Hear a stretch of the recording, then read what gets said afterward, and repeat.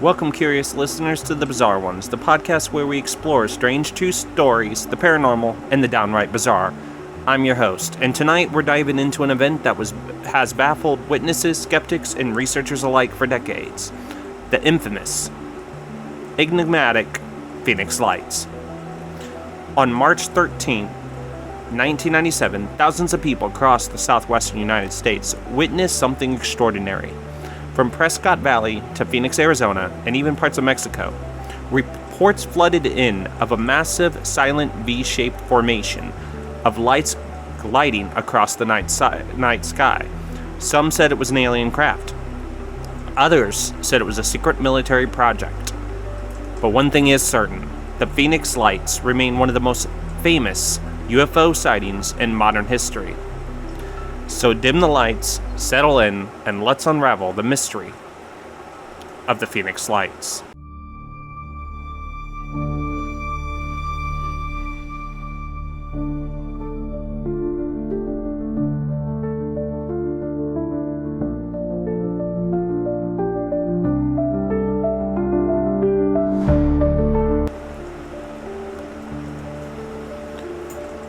Our story begins on the evening of March 13th, 1997. It was a clear night, and people across Arizona were going about their usual routines, doing what they usually do at that particular time of day.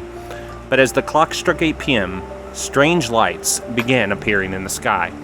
In Prescott Valley, a retired police officer reported seeing a massive V-shaped craft with 5 lights along its edges. He described it as enormous, larger than any plane he'd ever seen, and completely silent. He said like it was making no noise, right? Others in the area corroborated his story, claiming the object was so big it blocked out the stars as it passed overhead. By 8:30 p.m., the craft had reached Phoenix, where hundreds of witnesses described a similar sight, a massive, silent V-shaped formation of lights. Some said it seemed to glide effortlessly, while others claimed it hovered for a moment before disappearing. Later that night, around 10 p.m., a second event occurred. This time, a series of stationary lights appeared in the sky over Phoenix. They seemed to also hover in place for hours, baffling onlookers. Their lights were visible as far away as Tuscan and even parts of Mexico. The sheer scale of the sightings were unprecedented. Families, police officers, even Governor Fife Symington reported seeing the lights. It wasn't just a few isolated people. It was thousands. Now let's dive deeper into what people experienced that night. One of the most compelling aspects of the Phoenix Lights is the variety of eyewitness accounts. Here are just a few examples. Imagine standing in your backyard with your children, pointing at the stars, checking out constellations, when suddenly a massive V-shaped craft silently glides over your house. That's exactly what happened to one mother in Phoenix. She described the lights as being so bright they lit up her yard like it was daylight. Now, a commercial pilot was flying into Phoenix that night, and he also reported seeing the craft. He estimated it was over a mile wide, larger than any aircraft known to exist.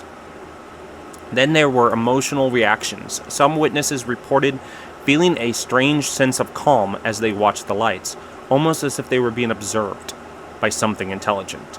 Others felt an overwhelming sense of dread, as if they were witnessing something they weren't supposed to see. With so many eyewitnesses, this event wasn't something just easily dismissed. In other various, instances of spotting of UFOs, it's usually brushed off as, that's just a crazy person, or that's just a hillbilly, that's just, somebody that's not that intelligent. But in this particular situation, it was spotted by several people of various different backgrounds and ethnicities and various other things. As with any extraordinary event, there were official explanations. The U.S. military claimed that the stationary lights seen over Phoenix at 10 p.m. were flares dropped by planes during a training exercise. Which people are like, yeah, no, I don't think that. And see, here's where things get trickier. Flares don't form a perfect V shape. And they certainly don't glide silently across the sky. Witnesses were adamant that what they saw earlier in the evening couldn't have been flares. It was something far bigger and far stranger. Even in Arizona, Governor Fife Symington initially dismissed the event as a joke, famously bringing out someone in an alien costume during a press conference, but years later admitted that he had also seen the lights and believed they were extraterrestrial in origin. He described the craft as otherworldly and said it was unlike anything he had seen before, ever.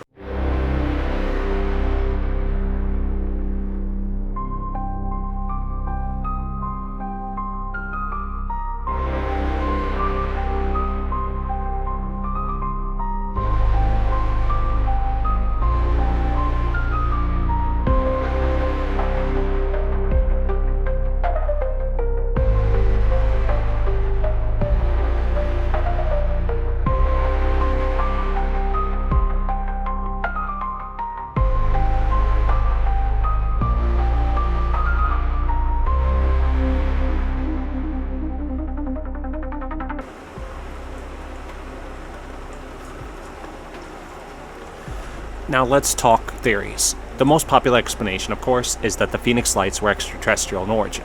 And it seems the most logical conclusion by the video footage, the pictures that people took, the actual evidence that, it looked like. It looked like a UFO. And the fact that, this was no flares, and that the fact the United States government is like, oh, it was flares, just seems like the typical usual cover-up, such as Roswell in 1947, right? After all, the size, silence, and behavior of the craft doesn't match anything we know to exist. Could have been a spaceship from another world, observing humanity from above. Another theory is that it was a secret military project. The southwestern United States is home to several military bases. And possible the lights were on an advanced aircraft being tested under cover of darkness, such as, the stealth bomber when they were testing that. A lot of people speculate that perhaps back in the day, some of the times that people thought they spotted UFO, it was the stealth bomber. And so people maybe it was experimental aircraft such as that hasn't been revealed yet. But why would such a project be conducted over populated areas? And then there's the skeptical perspective that this was a case of mass hysteria or misidentification. But with thousands of witnesses and no conclusive evidence of a hoax, this explanation seems unlikely.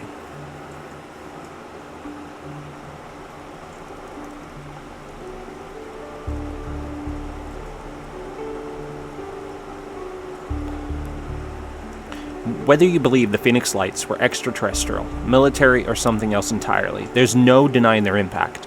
The event sparked renewed interest in UFO research and remains one of the most credible mass sightings in history. Decades later, people are still asking the same question. What happened that night? Were we visited by beings from another world? Or is the truth something even stranger?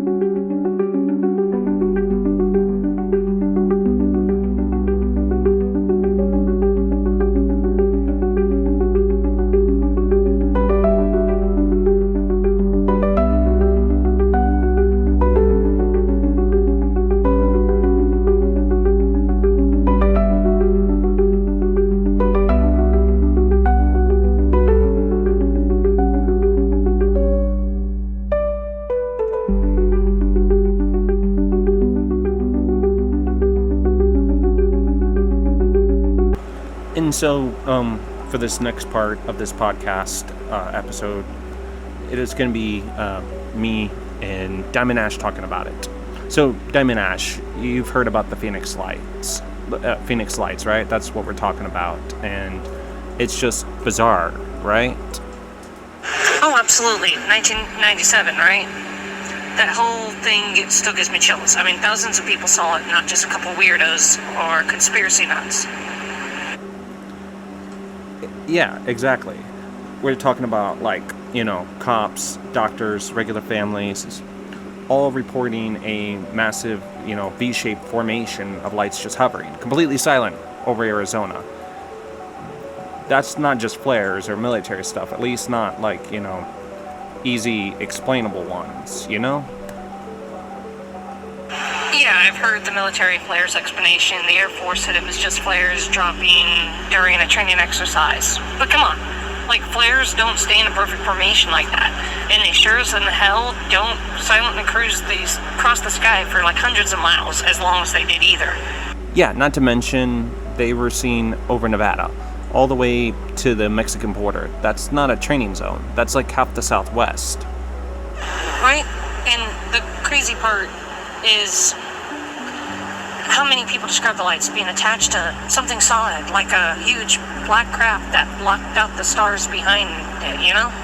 Yeah, that's the part that gets me. If it were just lights, you'd still see the stars between them, but people said it was like this giant triangle or chevron, shaped object, massive, just silently gliding like a city in the sky.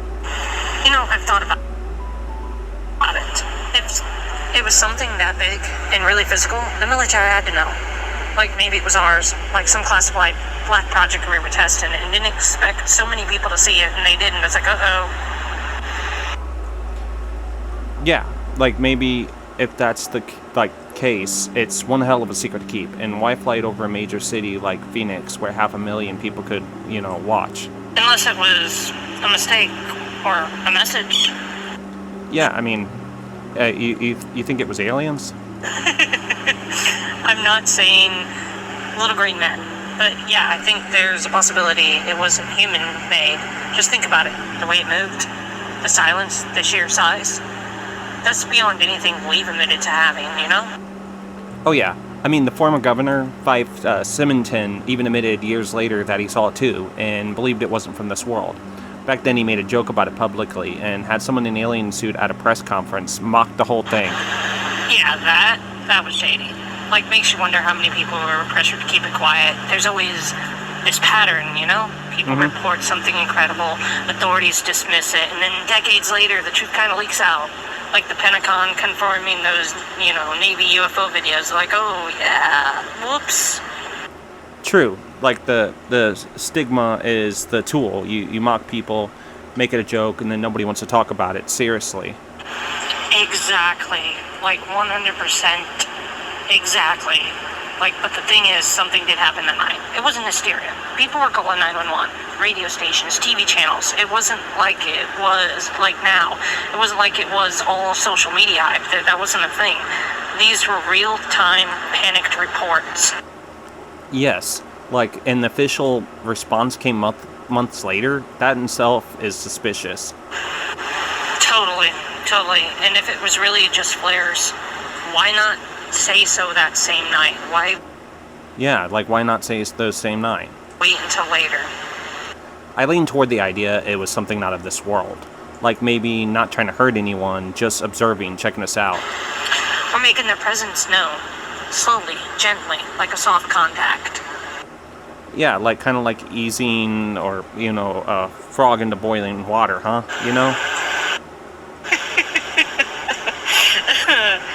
Creepy way to put it, but maybe. I mean, if they wanted to invade or destroy us, they could have done it a long time ago. Maybe they were just watching, learning, observing. Yeah, like, you ever wonder what the government really knows, All the time. But I think the truth's too big for one agency or country to control. Events like the Phoenix Lights. That's the universe telling us we're not alone. Yeah, I just hope one day we get real answers, not just press releases, not flares, the truth. Same here. Until then, I'll keep watching the skies. Me too. And so, yeah, that's basically our particular conversation about it, of what we think about the, Phoenix Lights, if you will. Tell us, in the comment section of what you think of this particular, paranormal experience. Is it paranormal? Is it easily explainable? We'd like to, hear. So, what do you think, listeners? Were the Phoenix Lights a glimpse of something beyond our understanding? Or was it simply an earthly phenomenon with a mundane explanation? Either way, the mystery endures. Thank you for joining us on this journey into the unknown. If you enjoyed this episode, don't forget to subscribe to the podcast, leave a review, and share it with your fellow seekers of the strange. And if you've had a UFO encounter of your own, we'd love to hear about it. Reach out to us on social media. Join me next time on The Bizarre Ones as we devolve into another tale that will leave you questioning reality. Until then, stay curious, open-minded, and remember, The truth is out there. Stay bizarre.